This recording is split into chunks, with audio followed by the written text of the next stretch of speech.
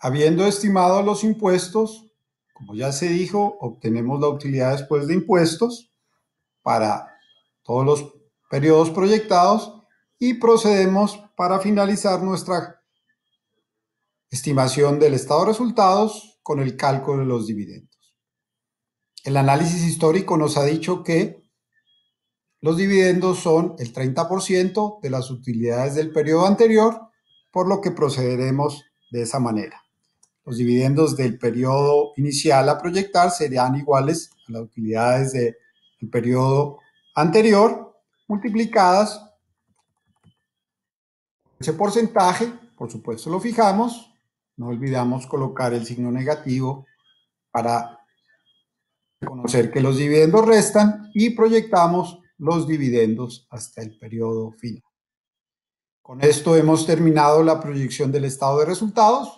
Como dije hace un momento, nos queda faltando el interés, pero ya esta cifra nos permite continuar al siguiente paso, que es la estimación de las primeras cuentas en el flujo operativo, utilidad y capital de trabajo, el flujo de inversión. Continuamos entonces con el flujo de efectivo. Esta estimación es muy simple, puesto que ya todos los cálculos fueron hechos previamente. Entonces, el estado de flujo de efectivos arranca con el flujo de efectivo de la operación, cuya primera cuenta es la utilidad generada en el periodo, ya calculada, simplemente la traemos.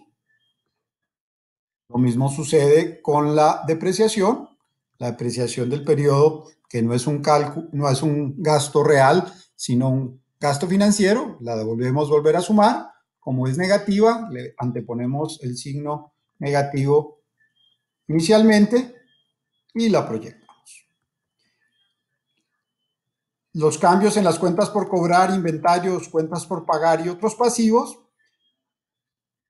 son estimados como la diferencia entre la cuenta o el rubro en el periodo actual y la cuenta o el rubro en el periodo anterior. Si estamos hablando de activos, anteponemos un signo negativo porque un incremento en los activos siempre es una salida de efectivo. Entonces, por ejemplo, para las cuentas por cobrar es 103.96 menos 100, lo cual quiere decir que una salida de efectivo de 3.96. De manera análoga calculamos el cambio en el inventario, hubo una salida de 4.72, y para el pasivo, un incremento en una cuenta de estas siempre es un incremento en el efectivo. Vamos a ver cuál fue el resultado en este caso. 63 menos 70, por supuesto se redujo y también es una salida de efectivo. Veamos el consiguiente análisis para otros pasivos de largo plazo. Los otros pasivos de largo plazo, restamos 239 de 220 y encontramos que aquí sí hubo un incremento en el efectivo. Proyectamos estas cuentas hasta el periodo final y con eso ya obtenemos el flujo de efectivo provisto por la operación. Continuamos con el efectivo provisto por las actividades de inversión, en la cual tenemos dos cuentas: los gastos de capital o el cambio en activos fijos brutos y las inversiones en otros activos de largo plazo.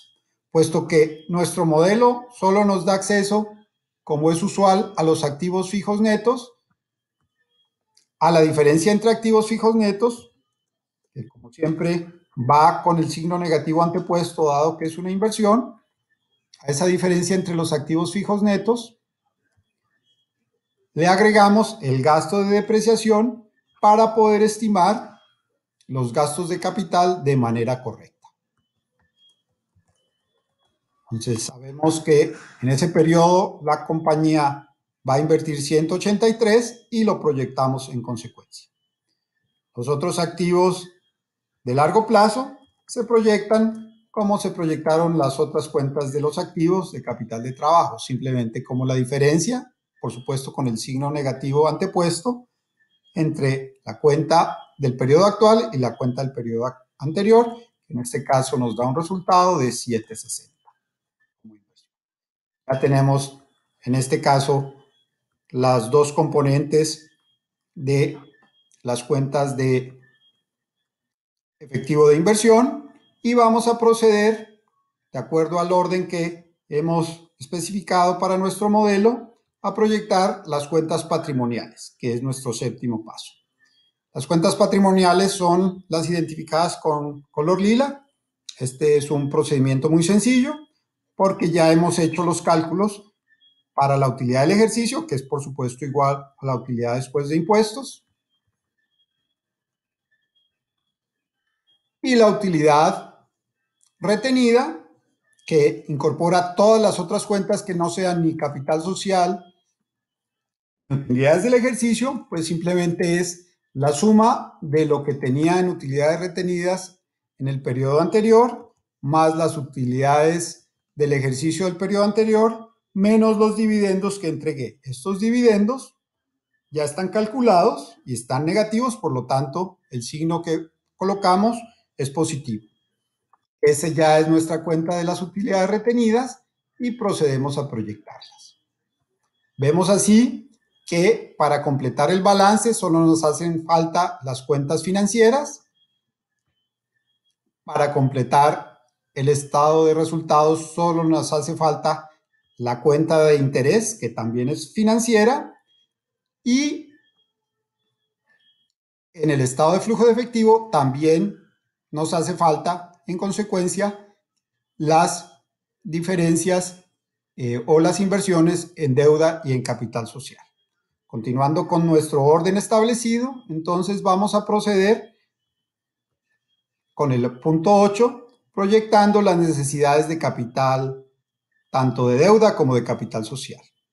Para este propósito, lo que hacemos es estimar unos valores que van a depender de las deudas del periodo anterior y del capital social, ¿sí?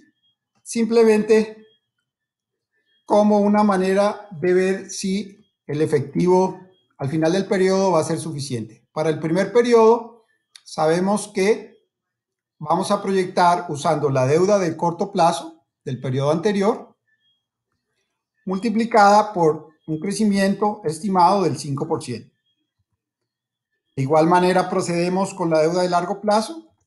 Para el periodo anterior la deuda era 260 y hemos estimado que no va a haber ningún cambio de esa deuda, por lo tanto la inversión va a ser nula y de la misma manera se va a comportar el capital social.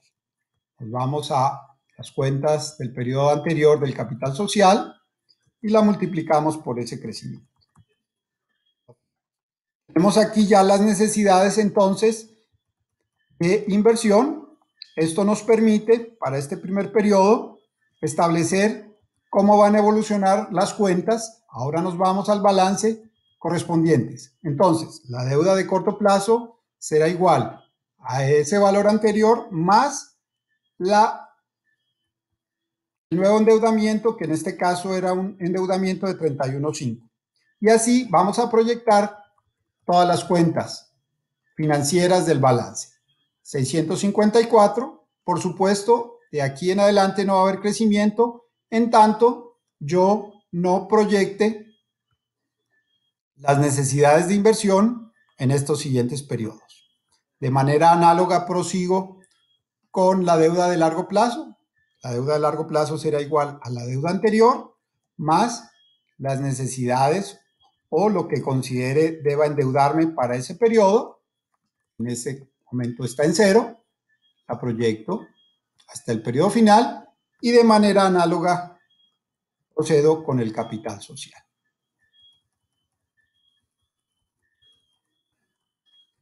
Podemos observar que ni la deuda de largo plazo ni el capital social se modifican, porque es sugerido que no hay ningún crecimiento.